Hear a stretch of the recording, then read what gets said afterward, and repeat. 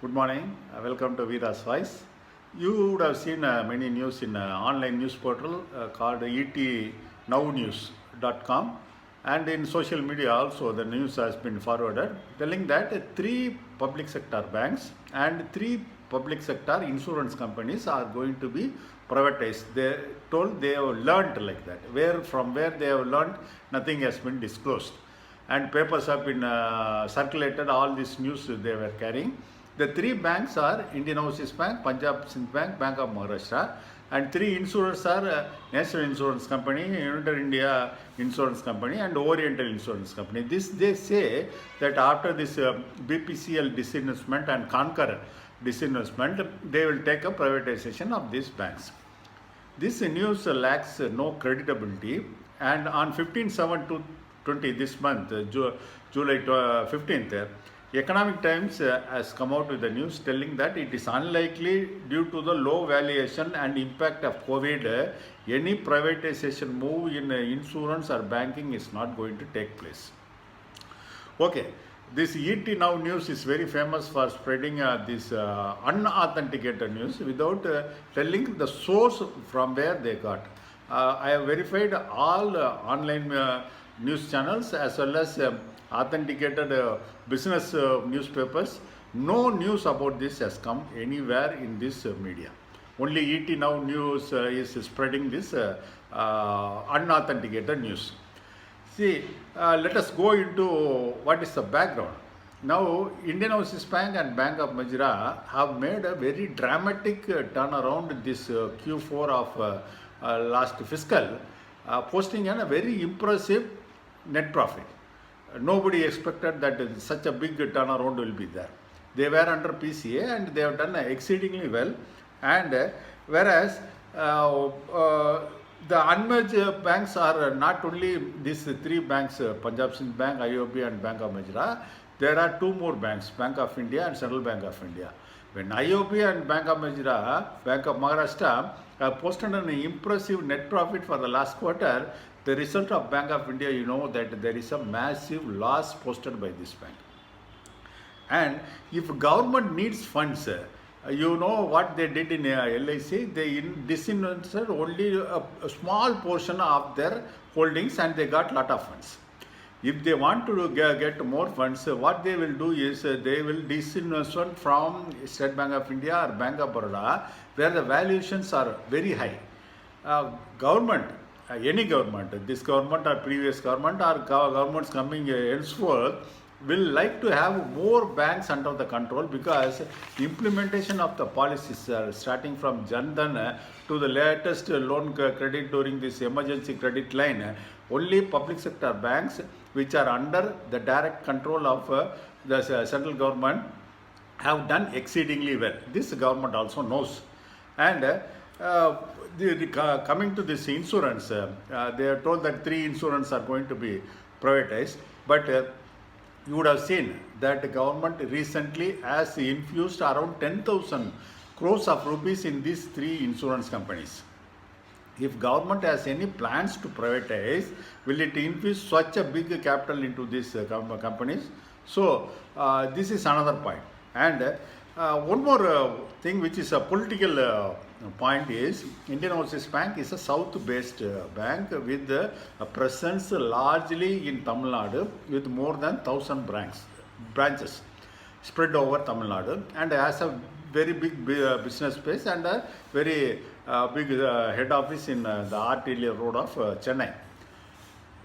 Now the elections are round the corner in Tamil Nadu. It is only in May, another 6 months or 7 months, and all political activities are started in Tamil Nadu.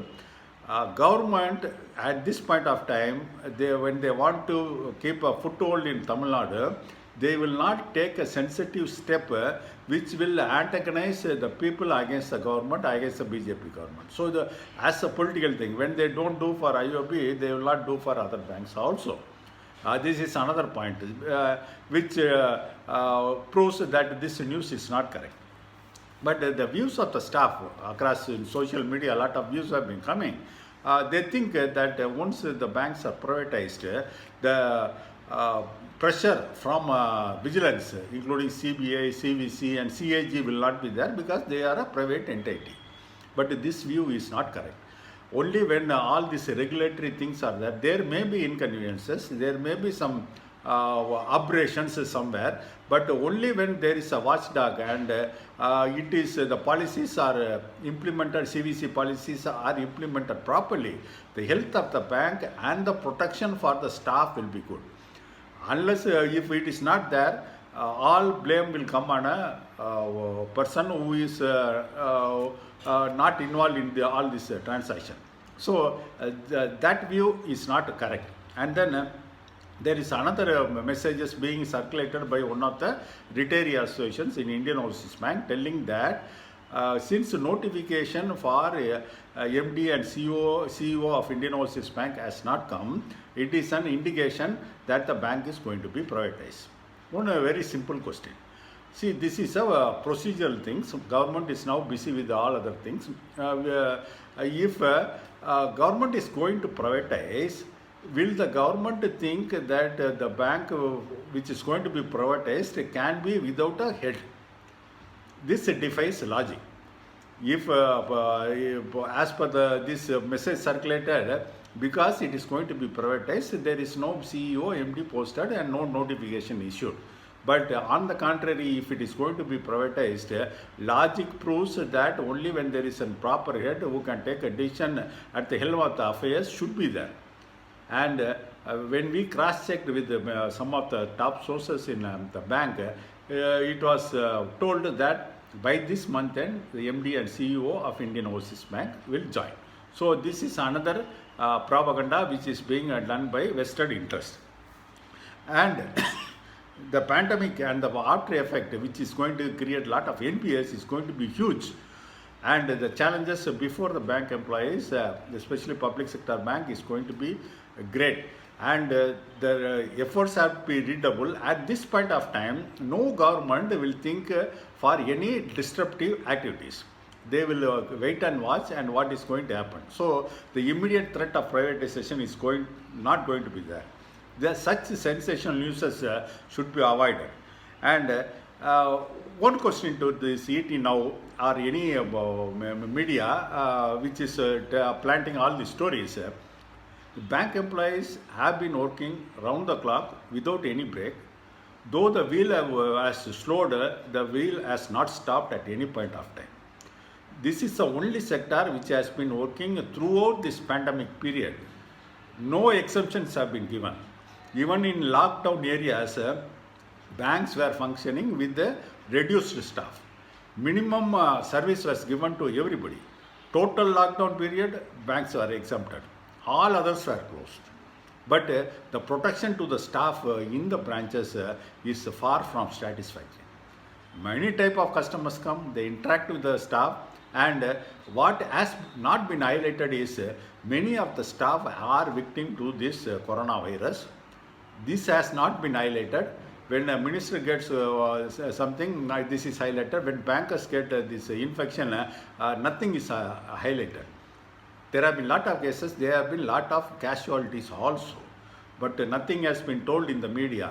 If media is really interested in the banking sector, they should also highlight the services what bankmen across the country, non-stop they have been giving in spite of a lot of challenges, both in this pandemic period and the pressure from the customers to get the best services. This type of media should be discouraged, and all this news we have given so many reasons are unauthenticated. There is no immediate threat for any public sector bank or public sector insurer.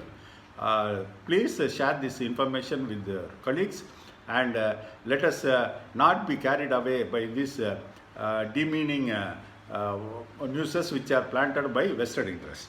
And again, before ending, the salute to the unsung heroes, the bankmen who have carried this, all these banks and the banking activity in the country non-stop.